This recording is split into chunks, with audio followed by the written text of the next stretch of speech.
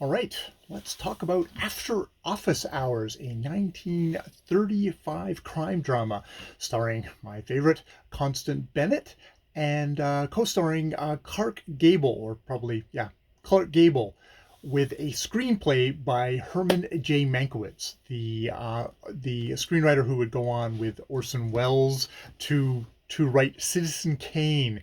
This is definitely I am now spoiled because this definitely has a really cracking, witty script to it, where Constance Bennett works for she's a society woman, rich society woman who's got a job at a newspaper run by Clark Gable, being very roguish. Clark Gable, kind of loud, boisterous. I'll take down the rich people and all that thing. He fires her, but then promptly rehires her because she turns out to be friends with a lot of the society people, of which he needs to get access to Tommy Bannister, who is having an affair with a rich man's wife, and this ends up developing into it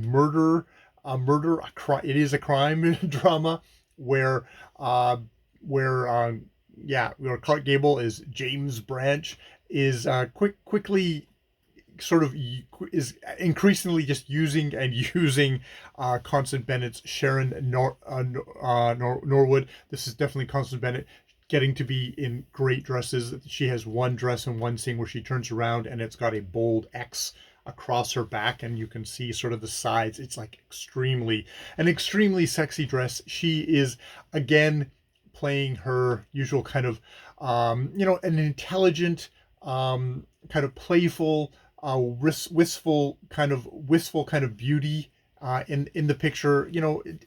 I just really love her performance, and she more than holds her own against the very kind of strong, imposing, uh, kind of asshole energy of Clark Gable, which, knowing about his personal life, that makes sense. It's funny, both he and Cary Grant have this, like, they just play, they're bastards, but fuck, they are charming bastards, which I think is why they've done so well, and probably why Clark Gable, because things have come out about his personal life, has definitely been kind of feels like has been shunted to the side, where someone like Cary Grant, who never seems to have had that scandal attached to him, it did not catch him in the same way as Cary Grant, who seems to have been somebody who didn't take no for an answer, and there's accusations of him, raping at least one woman,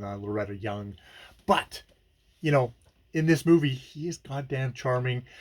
They have the best dialogue.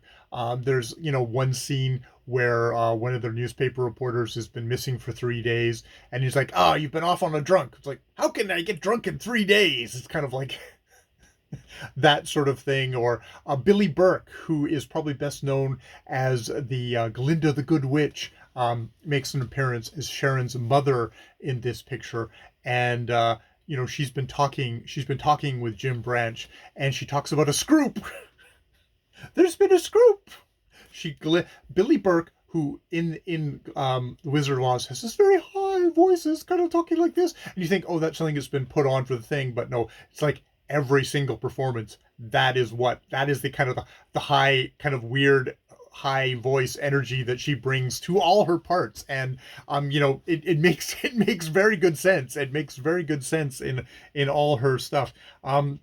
Yeah, so this is a really snappy picture. The guy who plays Tommy Bannister does a really good job of being kind of charming and pleasant in one case, and then talking to Branch, you get the real kind of the nasty energy to him, and as you go on, you find out exactly how nasty he is, and how much he's maybe been using the women in his life. So yeah, yet another really good picture. you know, there's definitely kind of like a house style to a lot of these 30s pictures. There's a certain kind of lighting. You get some kind of interesting shots, but I know because I'm just starting on Michael Curtiz's the unsuspected, or the unsuspected.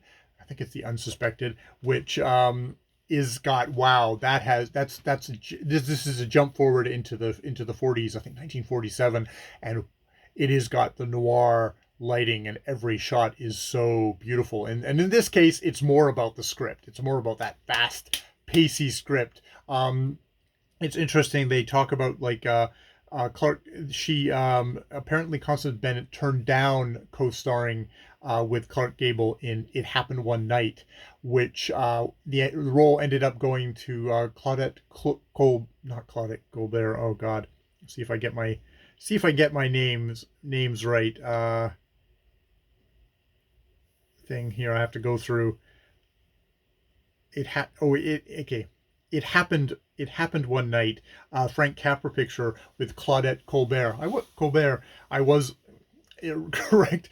Where she turned down that role, which Claudette Colbert went on to star in that and ended up winning an Oscar for it. So it's one of those like, oh, it's funny watching certain actors or actresses where it's like, oh, if you had turned this way, we would still be talking about you today, because It Happened One Night is definitely, it's the it's one of those pictures of a certain period where, as something like after office hours, I really enjoyed it, but it's one of those things that is a footnote in the history of film, a delightful footnote.